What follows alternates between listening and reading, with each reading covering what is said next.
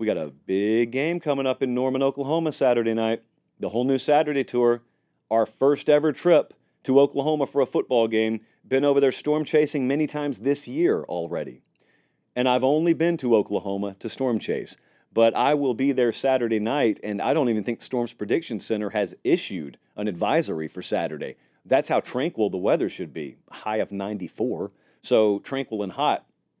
Good name for an album for us later this year. But Josh Heupel's going back to Oklahoma. And this is like full-on Wyatt Earp and Tombstone sort of stuff. I know he's downplaying it this week, but behind the scenes, he wants blood. He is out for blood. And I am thinking about the times in the past that we've hyped games up and we've hyped players up and teams up this early in the season, and then you find out at the quarter pole and at the halfway point that sometimes your hype was built on false information. So that doesn't mean that's the case here. It just means we have to be wary of it. My guess on the padlock stat for this game come Sunday night when we review it is explosive plays, because Tennessee's top 5 right now in that category and Oklahoma's in the 120s. But that does not mean that the book is written on this. This is week 4, not week 12. So we haven't fully figured out who teams are. So one of my big questions about Oklahoma right now is, why is Jackson Arnold your leading rusher? It's the quarterback there. The offensive line is badly banged up. That's one reason. Wide receiver production has been fairly subpar this year, and they've been hurt there as well. So that has led to defenses stacking the box on them, and a lot of those rushing yards for Jackson Arnold are not coming via design QB run. It's running for his life, and then he happens to make something out of nothing. But no pass pro, no options out wide, scrambling, and he ends up being your leading rusher so far. That's not how we drew it up.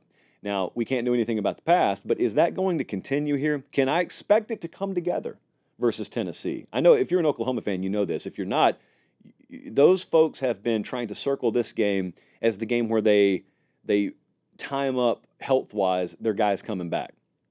Some of them, like Nick Anderson at wide receiver, we think may come back this week. That may give you an explosive play threat above and beyond Deion Burks down the field, but the entire team's not going to get healthy this week, or at least I wouldn't expect it. And there's a thing that is there maybe to be had. I just don't know if Oklahoma can do it. I think Tennessee's secondary can still be had. No one's been equipped to do it so far this year. Oklahoma doesn't look so far like they've been equipped. But Tennessee has not harassed quarterbacks so far, although I think they have the capability. They got 4 sacks so far this year. So the pressure and havoc rates haven't quite been as high as I thought they'd be with Tennessee. Secondary, even if they are ripe to be picked apart, no one has come close to being able to do it so far this year. Do you get Nick Anderson back, and do you find a way to stay in manageable down and distance, and Jackson Arnold has a coming out party and all of a sudden the offense clicks? Hey, it'd be nice. It's tough to have that happen in this moment, but that'd be nice. Now, as for Tennessee, I think Nico Iamaleava will have to win this game with his arm, which I think would make a lot of Tennessee folks say, okay, fine. And you may be right. You may be right. I think as highly of him as anyone, but no one's made him do it so far. There's a lot of firsts that we're still finding out with him. This is not a grizzled veteran third-year starter. This is not like watching Carson Beck. You know, there's not a lot of firsts that we see with Carson Beck or Quinn Ewers. We still got some firsts. We're seeing him go on the road for the first time in a true road environment, not a bowl game or a neutral site, a true road environment here. We're probably going to see a defense make him throw the ball to beat him. And I'm sure that Josh Heupel and that offensive staff have the confidence that he can. Will he? Will he? Because this is the kind of game that profiles the same way we see a few of them every year, where you watch the team you think is superior, understand they're superior, and the opposing defense uses that to their advantage because they bait you. I watch Iowa do it all the time. And I'm not necessarily, correlating one versus the other here, but there is a world where maybe Dylan Sampson does not run out of this world on Saturday night. And maybe there are a bunch of 2nd and 8s, 3rd and 7s, and Nico's got to throw it in obvious passing downs, and Brent Venables dials something up. And Oklahoma gets outgained, but they're +2 in the turnover margin, and it's deadlocked 23-all in the fourth quarter. There's a world where that happens. It's just kind of tough to picture right now because your mind has seen Oklahoma struggle and Tennessee look like a death machine. Does it continue to track that way? Don't need 200 on the ground from Dylan Sampson. You're looking at him on the screen here, the Tennessee tailback. Don't need 200 from him. Just need him to keep this offense on schedule, because Oklahoma can get after the quarterback. They're 6th in the country in sacks. So the ingredients are kind of hidden, but the ingredients are there for a havoc rate game, for a quarterback harassment game, for a young guy going into a shell a little bit because he's seeing a lot of stuff for the first time from a guy who really knows how to dial it up. That's in the deck of cards. If you picture this game as a deck of cards and you're drawing one, there are a lot of Tennessee double-digit wins in that deck.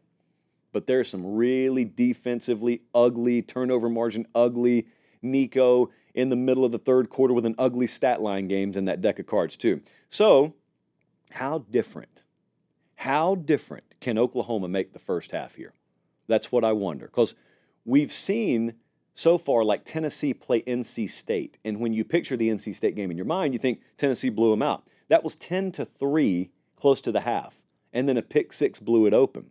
So how does Oklahoma get the game out into that deep of the end of the pool? Because that's the game that they need to play here. The pass rush has to get Nico off the field, and then they have to convert in the early portion of the game the same way teams have done against Florida State, where all of a sudden you're looking at Mike Norvell and he's panicked over there because he hasn't had the ball. They haven't had the ball the first half. You got to find a way to have those cameras focused on Josh Heupel with like 3 minutes to go in the first half, and Tennessee hadn't had the ball. And you may not be blowing them out, but you've kept them off the field, and then you're hoping that that game script continues to tilt in your favor in the second half in what's going to be a very, very hot afternoon and evening. And you're putting a lot of guys, you're just trying to push a lot of guys for Tennessee past the limit that they've been pushed. Let's take a look at what the model thinks. Let's take a look at what our friends at FanDuel think. FanDuel's got this right now, Tennessee minus 6.5. That is my guess. I don't have this information from FanDuel, but my guess is that's going to go over 7. My guess is we'll see a 7.5, because I think a flood of public money has come and will continue to come on Tennessee. So assuming that gets to 7.5, I think Oklahoma is going to turn this into a street fight. I think Tennessee low-key is equipped to try and win a street fight, and they will. But I don't think this is going to be a blowout. And there are several coaches in the SEC who disagree with me that I talked to about this today. But I am going to trust the old gut for once. I'm going to take Tennessee to win. I'm going to take Oklahoma to cover. I think it's a one-possession game Saturday night. Should be a spectacle, though, either way.